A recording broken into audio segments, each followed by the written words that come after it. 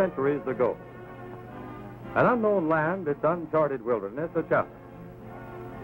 Now a leader of the world, a nation of 150 million people who enjoy as no one else anywhere the blessings of life and liberty and the pursuit of happiness. The United States of America, vast, rich, dynamic.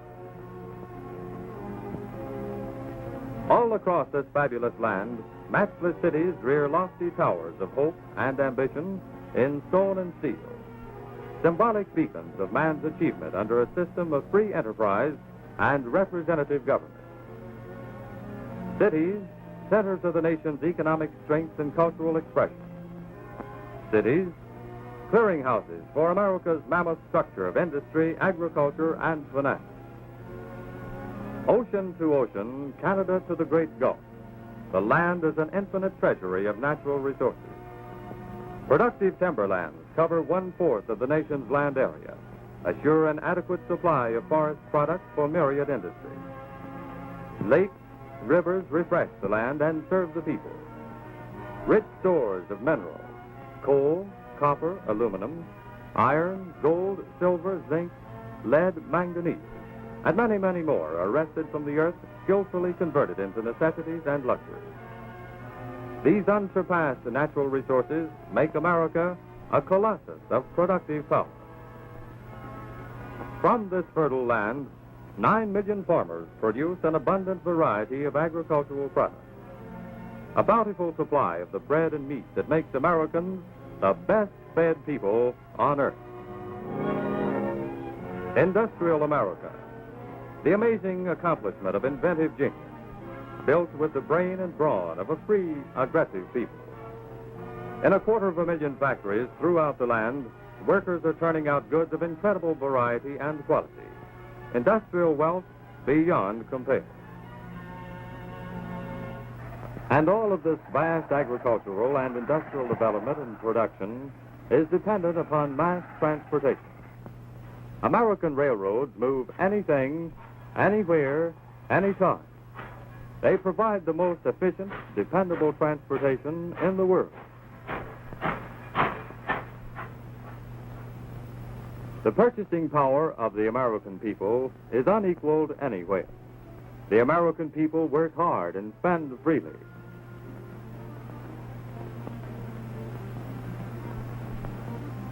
America is a nation of homes, large, small, modest, and pretentious.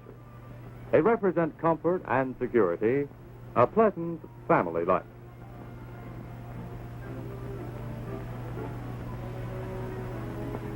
Power behind this great nation is coal.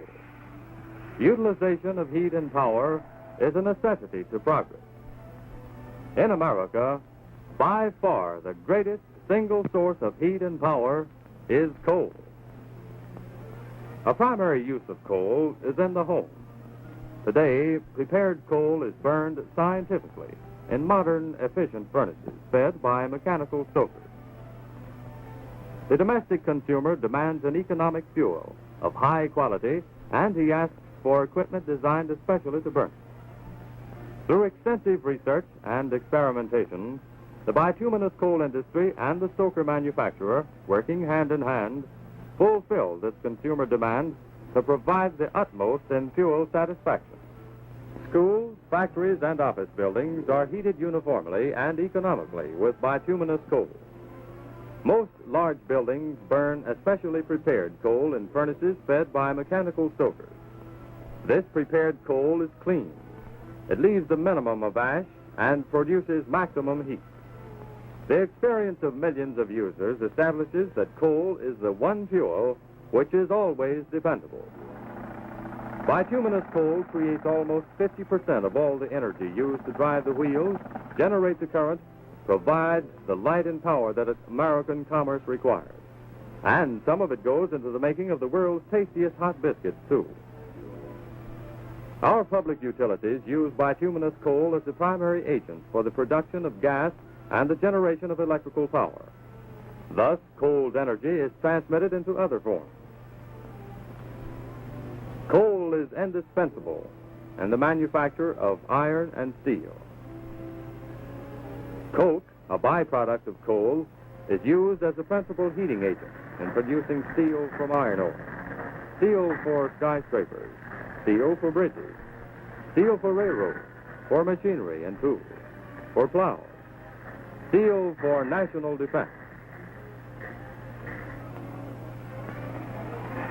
Coal is the major railroad fuel, providing the power behind that indispensable system of mass transportation. And it powers ships which plow the seven seas. But coal is far more than a fuel. It is the most prolific raw material known to chemistry. The magic of modern industrial chemistry has produced innumerable new products and better replacements for old ones. In today's byproduct plants, coal is burned in airless ovens. And from this wondrous mineral are extracted coke, gases, ammonia, and coal tar, basis for a multitude of modern chemicals. Coke and gas used as fuel are the greatest bulk byproduct of bituminous coal. Ammonia, versatile byproduct of coal, yields many amazing derivatives. Refrigeration agents for the preservation of meats and other perishables. Fertilizers, a major ammonia derivative.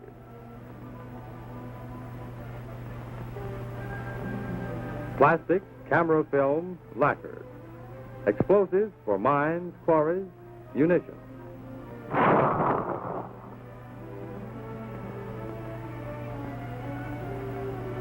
Coal tar is another major derivative of coal. It is used in the paving of smooth, long-lasting highways and in the form of creosote and the important preservation of wood. And coal tar is the miracle substance of modern industrial chemistry. Black magic in a test tube. It is the source of an unbelievable variety of valuable products.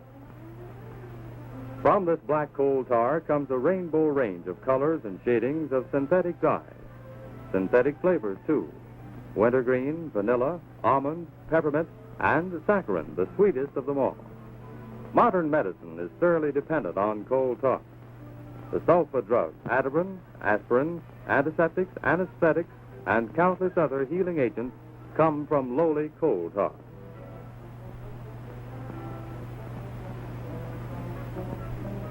Yes, coal is a paradox. It is the basis for explosives and poison gases. Yet, from it come delicate perfumes, the breath of romance, no less varied than the odors of natural flowers.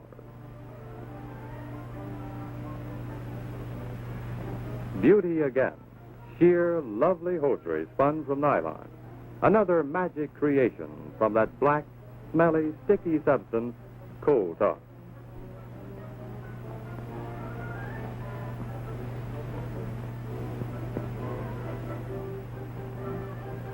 This amazing bituminous coal industry is the keystone in the economic structure of America. The industry in the United States has a capital investment in plant and property of over $4 billion. It employs 375,000 workers who are paid over $1.2 billion annually. And it spends over $100 million a year for supplies and equipment.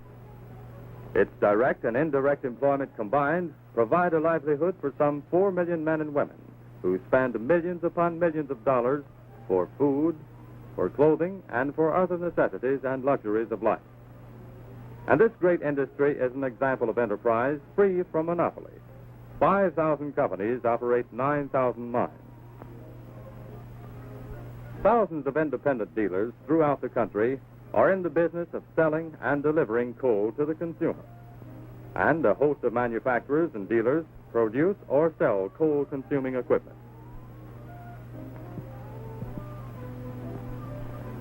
Bituminous coal ranks above all other commodities in railroad tonnage and revenue. The railroads themselves use about 1/6 of the total annual production. Thus, the railroad and the coal industries are partners, each dependent upon the progress and welfare of the other. For centuries, the empire of black diamonds lay buried beneath the rugged mountains, inaccessible to the world until the railroad came. To serve the coal industry, the Norfolk and Western Railway spends many millions of dollars for efficient, adequate coal handling facilities. It designs, builds, and maintains in its own shop fleets of powerful coal-burning steam locomotives, especially designed for moving heavy tonnage trains. In the railway's great shops, workers build thousands of sturdy steel coal cars designed to meet the varied needs of shippers and receivers of coal. Normally, 14 cars roll off the N&W's Roanoke, Virginia shop assembly line in an 8-hour day, or one every 34 minutes. The railroad maintains great inland terminals. Through Portsmouth, Ohio, 102 miles of track with 10,000 car capacity flows about two-thirds of all the coal handled by the railway. In addition to inland terminals, the Norfolk and Western Tidewater facilities at Lambert's Point, near Norfolk, Virginia, are rated among the finest in the world. With considerably more than half the world's known coal reserves and a stupendous industrial demand, the United States of America occupies first place among the coal-producing countries of the world, accounting for nearly one-third of the annual world production. Its value exceeds that of our combined annual production of gold, silver, copper, and iron. Richest in point of value are the coal deposits of the eastern area, containing probably 9/10 of the high-ranked coal of the country. The Appalachian region, from northern Pennsylvania into Alabama, is a huge depository of bituminous and semi-bituminous coals of the highest rank.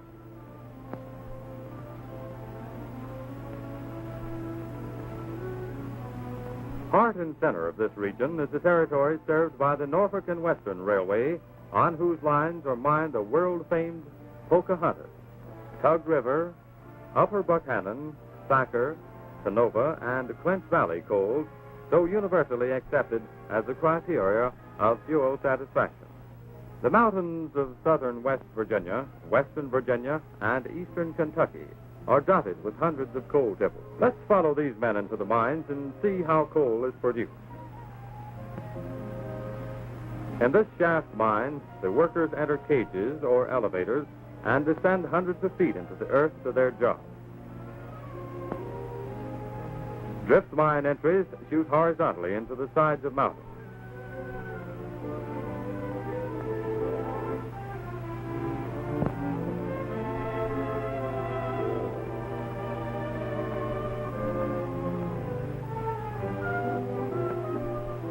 In both drift and shaft mines, the men ride electric trains underground to the points of operation. The modern coal mine is a far cry from the days when miners laboriously hauled coal with mule and cart.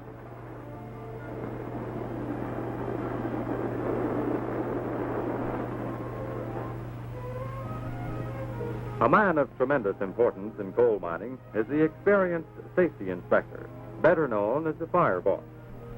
His job starts long before the miners begin working. Before each shift enters the mine, before a single passage is worked, he carefully checks for gas. He uses an extremely sensitive instrument, the methane detector.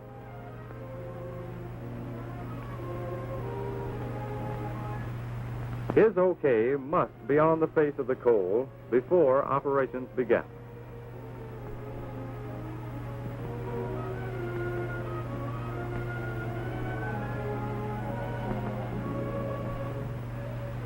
At the working face of a coal seam, the first operation is cutting. This huge alligator-like machine with swift revolving blades is moved to the coal face and cuts deep gashes across the bottom and center of the coal to be blasted, thus increasing the efficiency of the charge of dynamite or compressed air to come.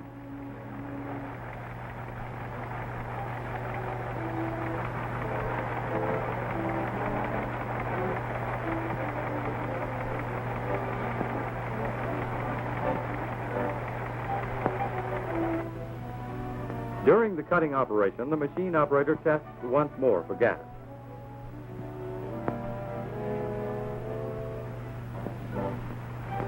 Sometimes the cutting machine is used to shear the face vertically. With either vertical or horizontal cuts, the coal blasts down evenly with only a little explosive and without excessive breakage. Now the miner drills holes in the working face so that charges can be placed to blast the greatest amount of coal with the least explosive.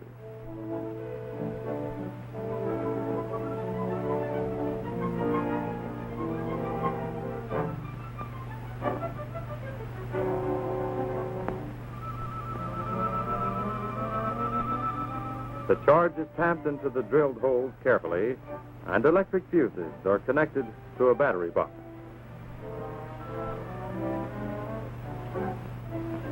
The switch goes down, the coal is blasted, and a pile of black lumps will soon become a prepared fuel product.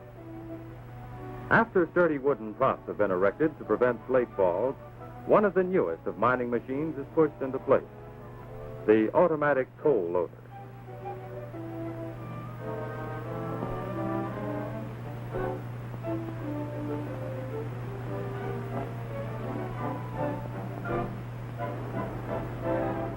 Then a string of empty cars moves up to the fallen coal, and the loader begins its magic work.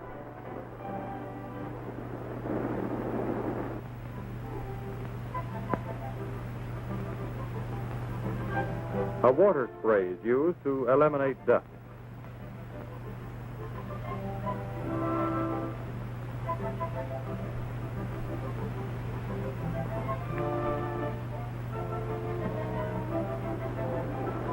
Motors collect the loaded cars from the working faces and assemble them into strings.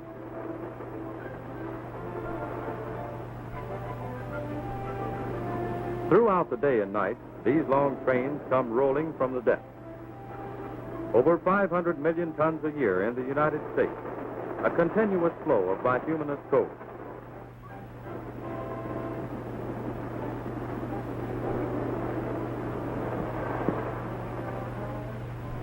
In shaft mines, loaded cars are hauled to the elevator, and up they go, hundreds of feet to the top of the shaft, where they are automatically dumped into a chute leading to the tipple.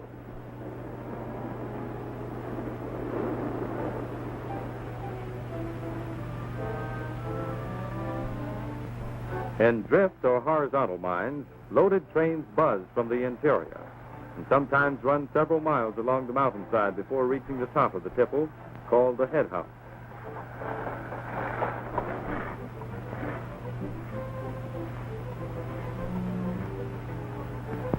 At the head house, each car is run to a rotary dumper and quickly turned over.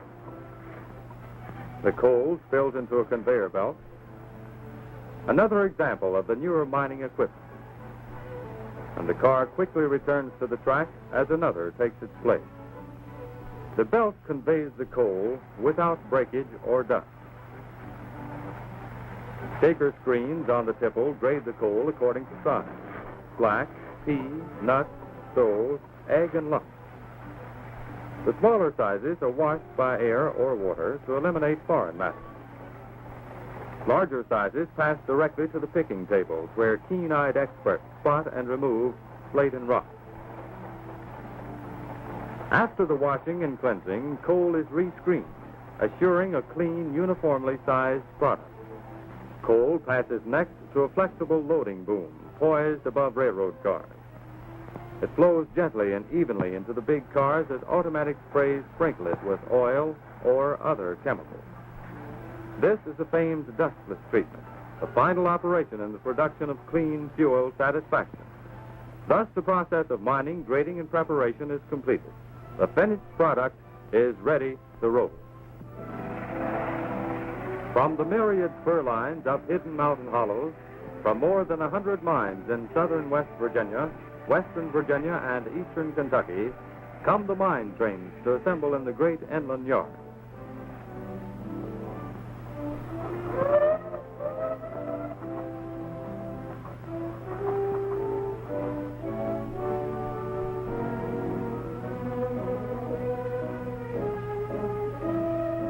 Then the mightiest steam power of the Norfolk and Western Railway begins its long trip for hundreds of miles over the steep mountain grades across the Alleghanies, westward to the great manufacturing centers and to the lake ports, eastward to other centers of industry, and down to the sea.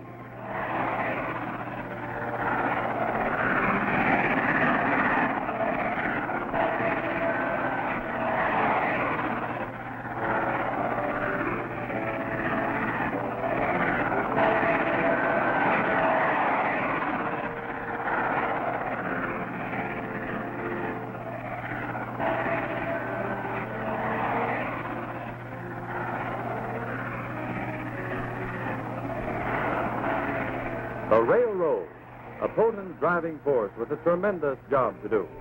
A job that is carried on every hour of every day and in the darkness of night, in rain and sleet and burning sun, swiftly and efficiently.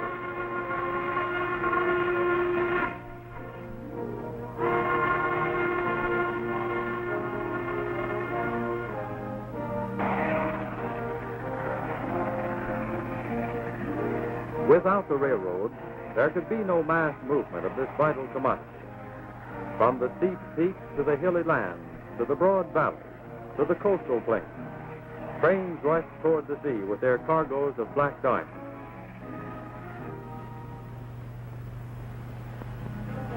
Most impressive of all Norfolk and Western coal handling facilities is the great ocean terminal at Norfolk, Virginia. Here, the interminable strings of loaded cars rush from the west to meet the steady stream of ocean-going vessels. Here, the coal commerce of America rubs elbows with other commerce of our own land and the nations of the world. Vast, complex, a maze of tracks converging on gigantic steel piers, thrusting their girders over deep water. This is Lambert's Point.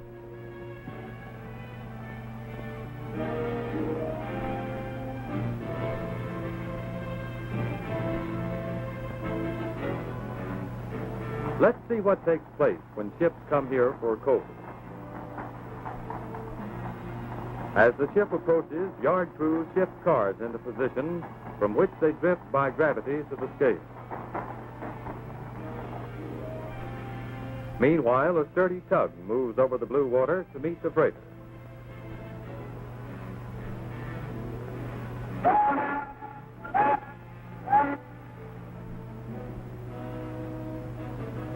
It shepherds the ship to the pier, recognized as one of the most modern and efficient coal piers in existence.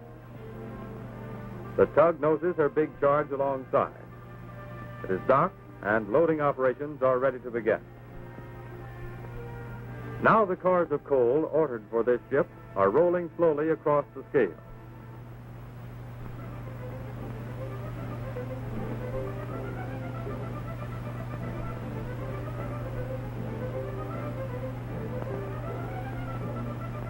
An automatic instrument of wondrous precision weighs each car. Weights are transmitted by telautograph to the pier office. The car drifts on down to the Barney hump. The cars are carried through this entire operation by remote control. The Barney, sometimes called the mule, emerges from the pit and pushes the coal car up the incline.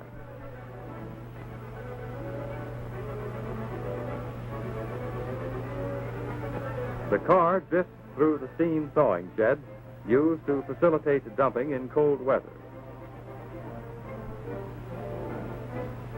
Emerging, it passes upon a retarding device which slows it down. The switch is thrown, the mechanical brain controlling the amazingly synchronized operation is in motion.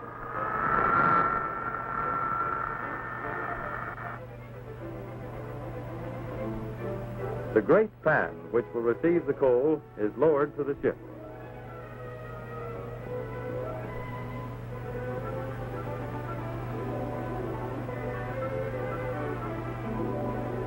As each car passes a pier office, it is finally checked off as delivered to the ship. Entering the elevator, the loaded car bumps off a returned empty and is automatically locked into position. The elevator ascends.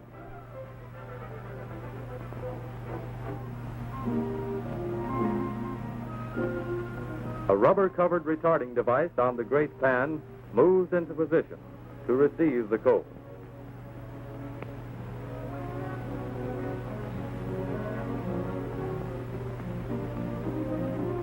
Now the car with its top covered with an overlapping hood is turned on its side.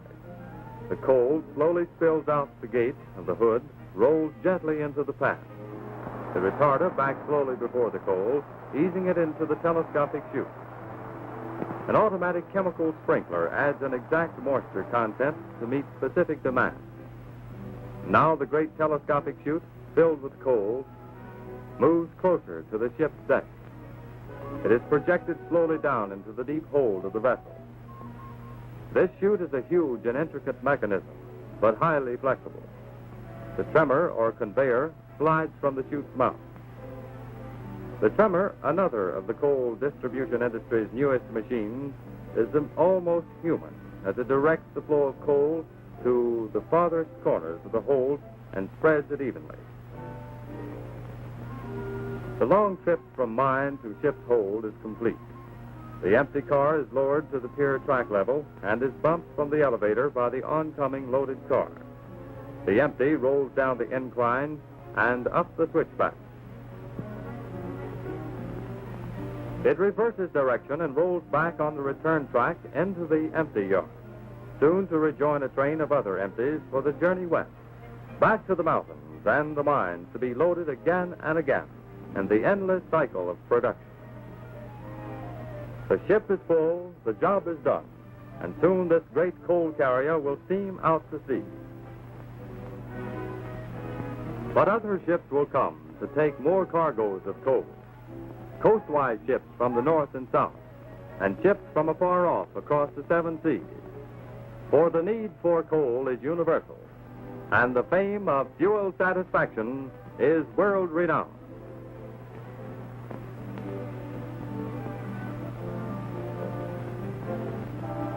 And so, in a world where the power of harnessed energy is vital to progress, the United States of America looks with pride upon its vast stores of unexcelled coal.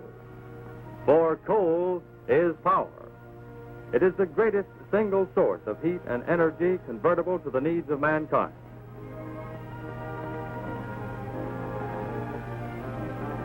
By the use of coal, man has made iron his slave.